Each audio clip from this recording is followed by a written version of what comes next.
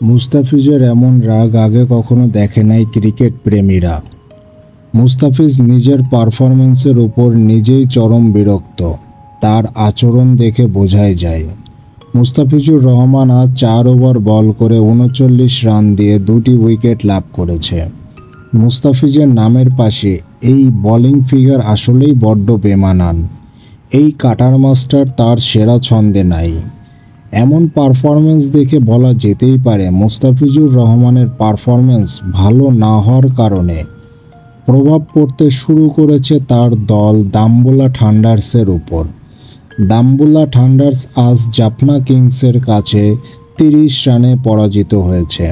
মুস্তাফিজুর রহমান চলমান শ্রীলঙ্কা প্রিমিয়ার লিগে খুব যে আহামরি ভালো কোনো পারফরমেন্স করতে পেরেছে সেটা নয়, পরবর্তী ম্যাচে তার দলে জায়গা পাওয়া নিয়েও অনিশ্চয়তা তৈরি হয়েছে।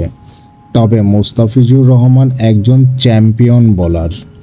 কিভাবে খারাপ সময়কে অতিক্রম করে পারফরমেন্স দিয়ে নিজের সেরা ছন্দে ফিরে আসতে হয় এটা মুস্তাফিজুর রহমান খুব ভালোভাবেই জানে।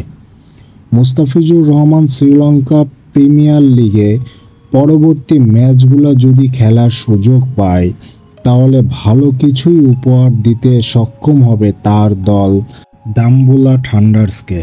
তার নিজের নামের প্রতি সুবিচার করতে পারবে, বাংলাদেশের নামও উজ্জ্বল করবে মুস্তাফিজুর রহমান। দেশের কোটি ভক্তদের চাওয়াও পূরণ করবে এই কাটার মাস্টার।